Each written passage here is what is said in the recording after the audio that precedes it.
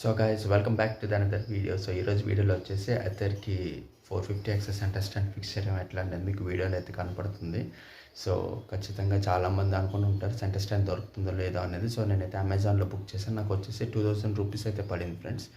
So ఆ 2000 rupees worth స్టాండా కాదు నాకైతే వర్త్ అనిపించింది. ఎందుకంటే with every supporting pins, accessories and screws కూడా వాళ్ళే ప్రొవైడ్ చేశారు ప్యాకెట్లో. సో చాలా స్ట్రాంగ్ అయితే ఉంది స్టాండ్ అనేది. సో మీలో ఎవరికైనా తీసుకోవాలనుకుంటే కనుక ఖచ్చితంగా అమెజాన్లో అయితే సెర్చ్ చేయండి. అమెజాన్లో మీకు అయితే దొరికేస్తుంది. డెలివరీ వచ్చేసి ఆల్రెడీ ఒక 3 to 4 డేస్లో అయితే మీకు డెలివరీ అయిపోతుంది అనమాట.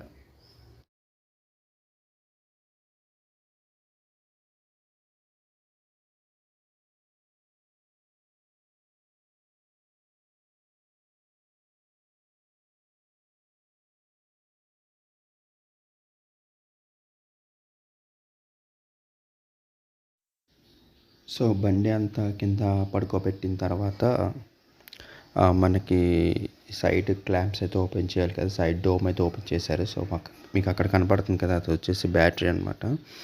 సో బ్యాటరీకి వెనకాల మనకి పెట్టుకోవడానికి క్లాంప్స్ అండ్ స్క్రూస్ ఇచ్చారు కంపెనీ వాళ్ళు. సో అది రిమూవ్ చేసి పెట్టాలి. అండ్ ఫస్ట్ అయితే మనం అన్నీ టైట్ లూజ్ చేయాలన్నమాట. స్క్రూస్ అవన్నీ లూజ్ చేశాక ఈ స్టాండ్కి వచ్చిన క్లాంప్స్ అనేది మాత్రం ఫస్ట్ టైట్ చేసి దానికి ఫిక్స్ చేయించాలి.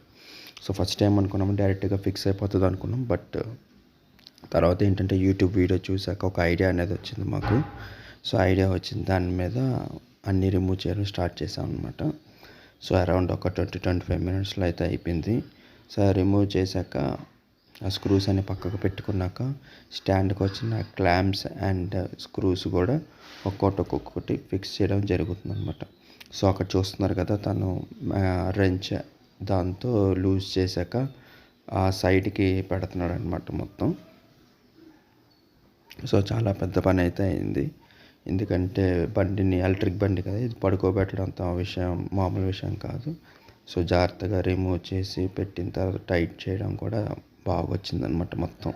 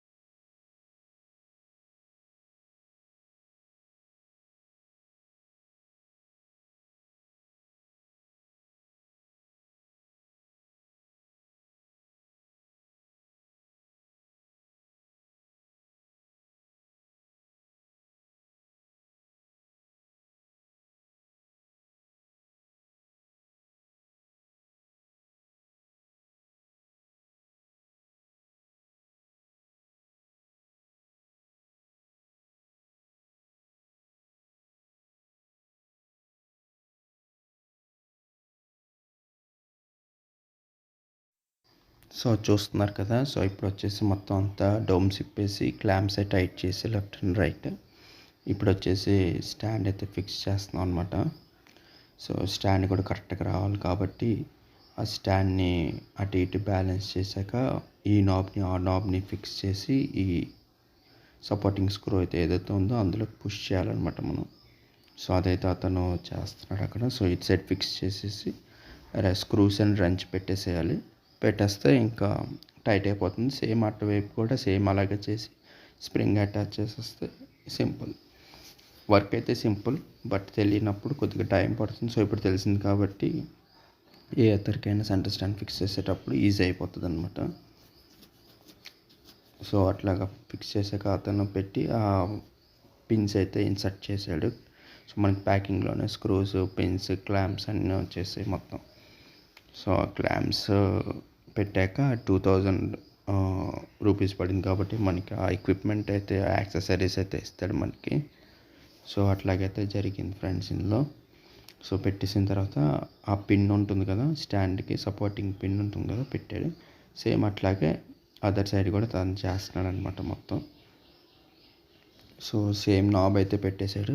పెట్టేసిన తర్వాత పిన్ పెట్టి టైట్ చేసేసాడు కటింగ్ ప్లేయర్తో. సో కటింగ్ ప్లేయర్తో టైట్ చేసేసి బెండ్ చేసాడు అనమాట అతను. సో బెండ్ చేసేసిన తర్వాత ఇంకా మళ్ళీ అటువైపు వెళ్ళి స్ప్రింగ్ పెట్టాడు. ఎందుకంటే ఫస్ట్ 2 సైడ్స్ బ్యాలెన్స్ అవ్వాలి కాబట్టి 2 సైడ్స్ చేశాక టెస్ట్ చేశాడు అనమాట అతను వస్తుందా లేదా అనేది. సో అది మొత్తానికి అయితే అట్లా ఉంటుంది అనమాట సెంటర్ స్టాండ్ అనేది. అది